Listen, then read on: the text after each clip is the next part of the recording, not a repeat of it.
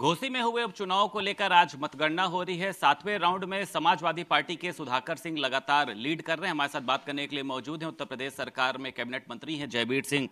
लगातार सर जो समाजवादी पार्टी के प्रत्याशी हैं बढ़त बनाए हुए हैं, क्या कहना है सर आपका इस पे?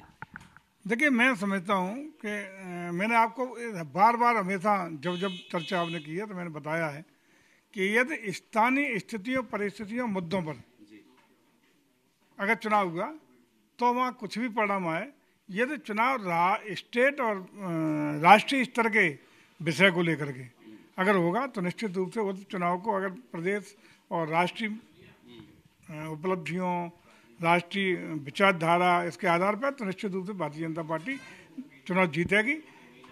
अब ये तय होना था वहाँ कि चुनाव स्थानीय मुद्दों पर जा रहा है या प्रदेश और राष्ट्रीय मुद्दों पर जा रहा है।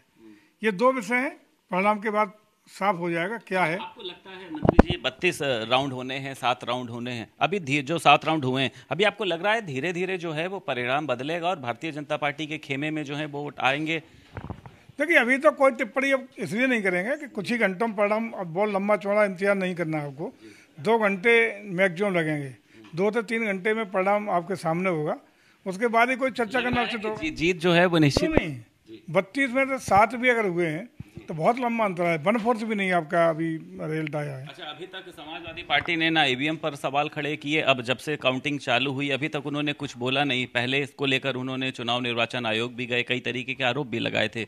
मतलब जीत पे जो है वो आरोप नहीं लगते हैं आपको, ऐसा लगता है? हमेशा ये तो पृष्ठभूमि तैयार करते हैं। अगर जहाँ जीत जाते हैं वहाँ ईवीएम कभी बेईमानी नहीं करती, वहाँ प्रशासन कभी बेईमानी नहीं करता। जहाँ हार जाते हैं वहाँ प्रशासन पर ठिकरा फोड़ते हैं, ईवीएम पे ठिकरा फोड़ते हैं। देखिए, देश में सारी संस्थाएं, चाहे भारत निर्वाचन आयोग हो, चाहे जो भी संवैधानिक संस्थाएं बनी हुई हैं, अपनी जगह पर अपना काम करती हैं और प्रश्न उन पर लगाना मैं समझता हूँ उनके साथ अन्याय होता है। विश्वास करना चाहिए हर संस्था ईमानदारी के साथ निष्ठापूर्वक लोकतंत्र को मजबूत करने के लिए सारी संवैधानिक संस्था अपने अपने स्थान पर बढ़िया काम करती हैं, बेहतरीन काम करती हैं, पारदर्शिता के साथ परिणाम देने का काम करती हैं। सर, आज इस तरीके से जटायु क्रूज का आप वहाँ पर उद्घाटन भी करने जा रहे हैं, कितना ये वहाँ के लोगों के लिए फायदेमंद रहेगा?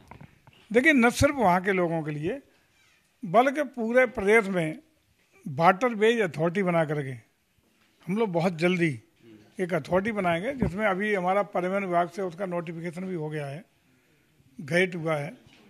उसके साथ ही हमारा प्रयास है कि जल परिवहन को बढ़ावा दें, उससे कई फायदे मिलने वाले हैं।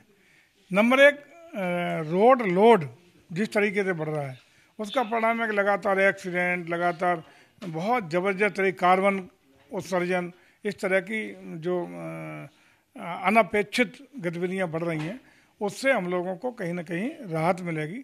जल परिवहन के द्वारा जो भी नदियों के किनारे शहर, गांव, कृषि उत्पाद वाले फार्मर्स, इनको बेहतरीन ट्रांसपोर्टेशन मिलेगा, बेहतरीन मार्केट मिलेगा और सस्ता परिवहन आसानी से सुगमता के साथ हो सकेगा।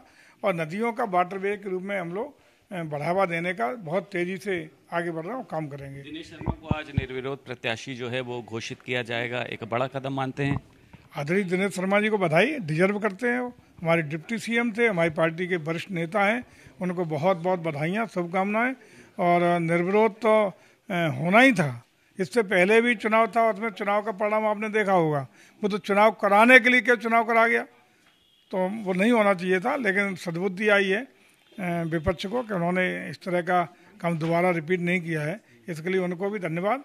और लोकतंत्र की सारी चीज़ें साफ होती हैं, उन साफ सुथरी चीज़ों में व्यवधान डालना मैं समझता हूँ लोकतांत्रिक व्यवस्था को आघात पहुंचाना होता है। बात करने के लिए उत्तर प्रदेश सरकार में कैबिनेट मंत्री जयवीर सिंह हमारे साथ मौजूद थे। लखनऊ से वीडियो जर्नलिस्ट निखिल के साथ संदीप खेर, भारत समाचार।